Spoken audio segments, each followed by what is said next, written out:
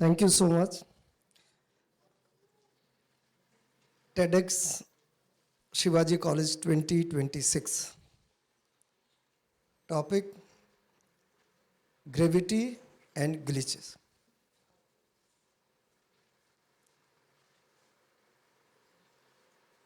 बहुत ही विद्वान लोग, बड़े लोग अपनी लाइफ के एक्सपीरियंसेस शेयर करके आज सुबह से अलग अलग सेशन में गुजरे हैं इसी हॉल से।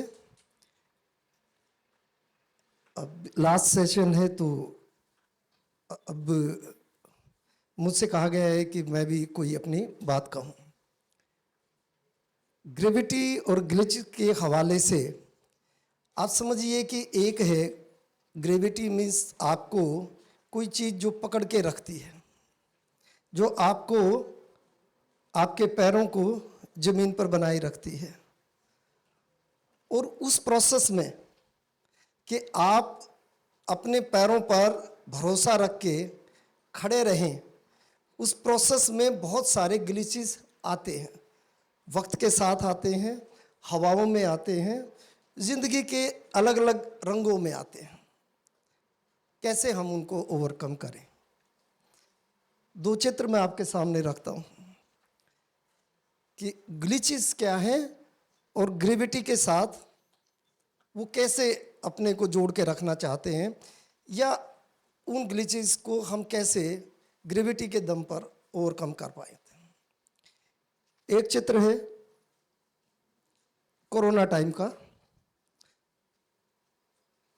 एक शख्सियत आपकी लाइफ में होती है और ऐसे कम ही होती हैं कि जब उनकी रोशनी आपके ऊपर पड़ती है तो आप भी उस रोशनी में चमकने लगते हैं।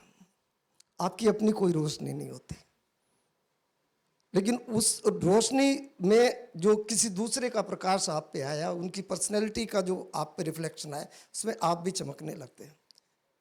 तो वो ऐसा कुछ टाइम के लिए होता है, जैसे ही प्रकाश खत्म आप भी अंधेरे में खो गए। लेकिन कुछ लोग ऐसे होते हैं जो बेशक प्रकाश खत्म हो जाए, वो व्यक्तित्व, उस किरदार की खुशबू आपके साथ चलती है।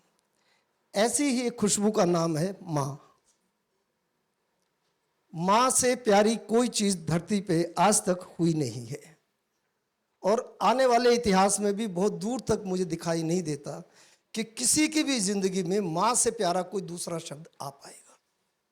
आप ताली बजा सकते हैं माँ के नाम पे।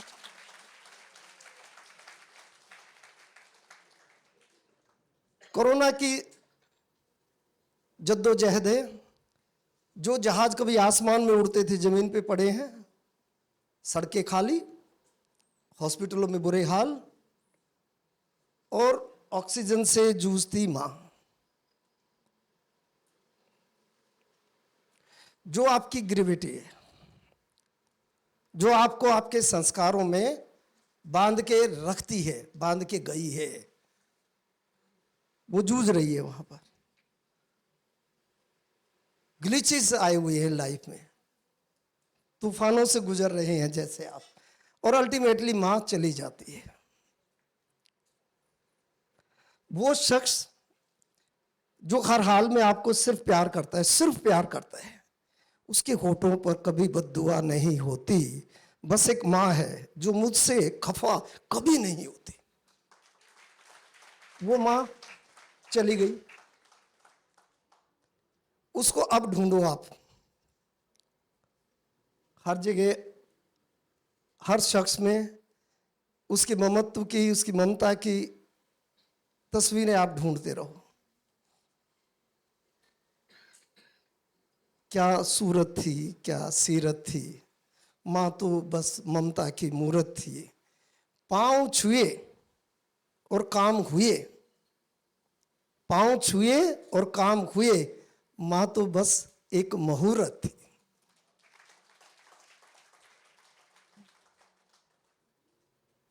और आपकी दुनिया लुट गई, माँ चली गई।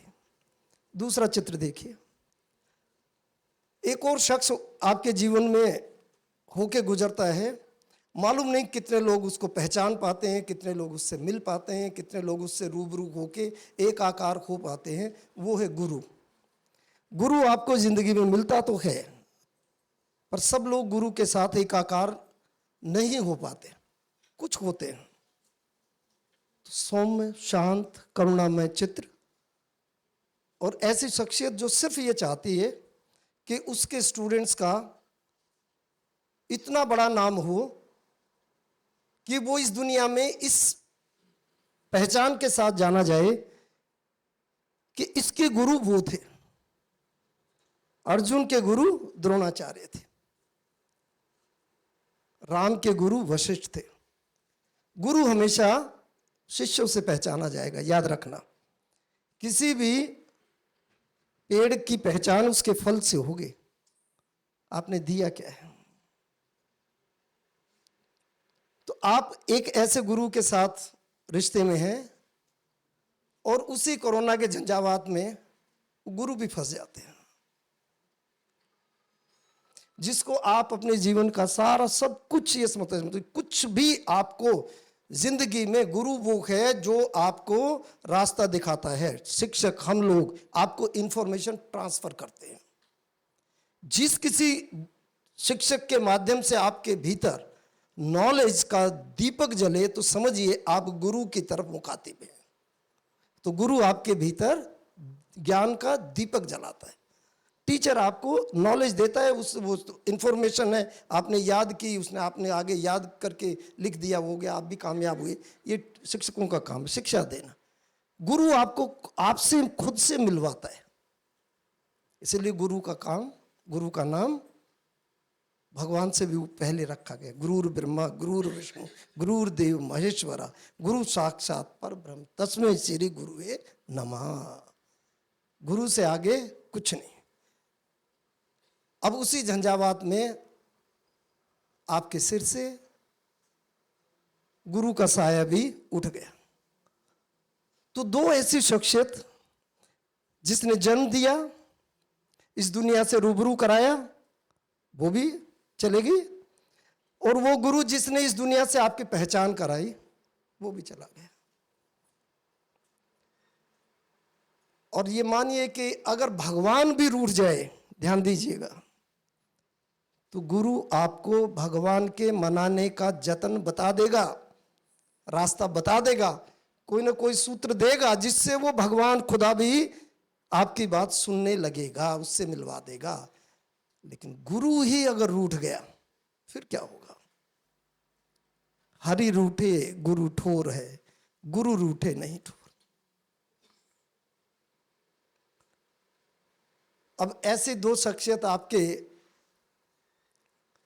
जो व्यक्तित्व है उसके ऊपर जिनका आशीर्वाद था वो हट जाती हैं, तो जिंदगी पूरी तरह से ग्लिचेज में फंस जाती है।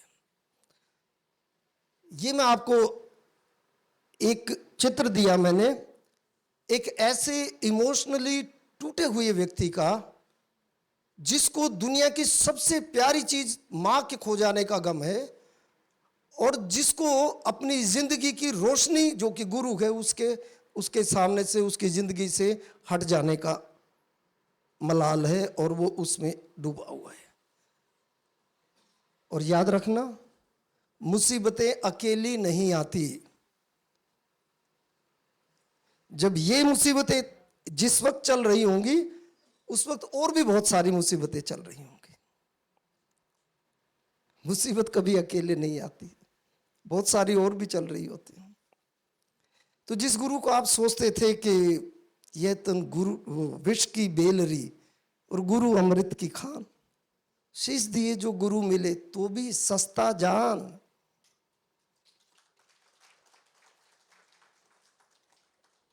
इन दो हालातों से आप गुजर रहे हैं।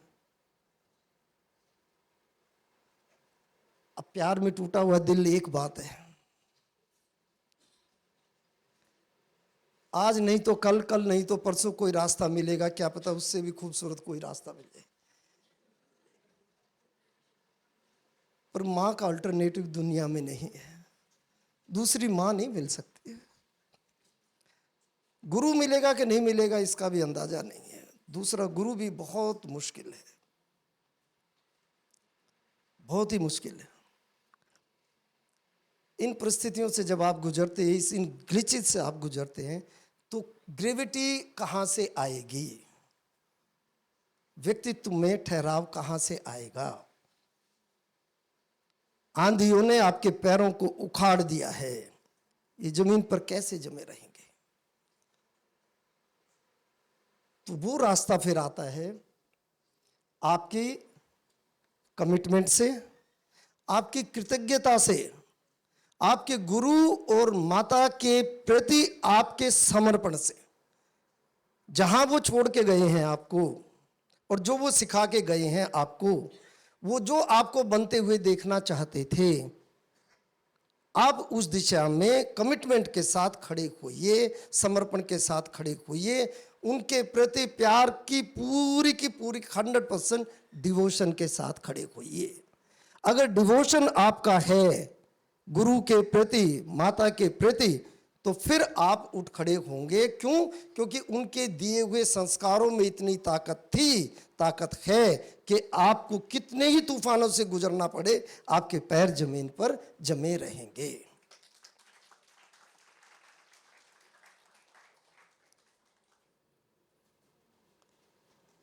तो फिर आपको अंदाजा आएगा कि वो जो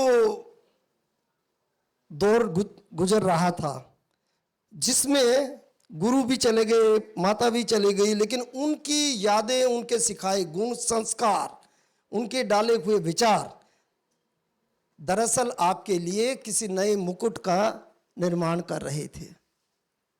तूफान कर रहा था मेरे गम का शबाब, और दुनिया समझती थी कि कश्ती भंवर में है। कश्ती भंवर में नहीं थी, वो आपके निर्माण की प्रक्रिया में थी, जिसे आप अपना सबसे मुसीबत का समय समझ बैठे थे। दरअसल वो आपके निर्माण का समय था। क्यों? क्योंकि आपने गुरु और माता के प्रति समर्पण का, स्नेह का, संस्कार का, वो जो आपने जज्बा पाया है, वो जज्बा आपका जिंदा रहा, तो वो जो पिछला टाइम था वो बदल के आपके हक में आ खड़ा होगा और आप जिंदगी की खूबसूरत सपनों से गुजरते हुए आगे बढ़ेंगे। जो बुरा टाइम था वो भी अच्छा नजर आने लगेगा और आप जिंदगी में गुरु को हमेशा याद रखिएगा, माँ को हमेशा याद रखिएगा। अगर उनके बगैर जिंदगी कुछ संभव हो पाती तो मालूम नहीं वो कौन सी दिशा ले पाती, लेकिन उनके दिखाई दुनिया, उनके बताए संस्कार आपको हर जगह रोकते हैं। रोकते हैं मीन्स आपकी ग्रेविटी को और ज्यादा मजबूती देते हैं, मजबूत बनाते हैं। और फिर आपको लगता है कोई एक शख्स, एक रोशनी लाइफ में आती है, उस रोशनी के सहारे आप नई दुनिया में आ जाते हैं, प्रकाश में आ जाते हैं और आपके दिल दिमाग में आता है कि ये दुनिया भी इतनी अच्छी थी, इतनी तो सुंदर मैंने सोची ही नहीं थी। गुरु का आशीर्वाद है, माँ का प्यार है कि आप जैसा कोई मिला ही नहीं, आप जैसा कोई मिला ही नहीं। कैसे मिलता? कहीं पे था ही नहीं।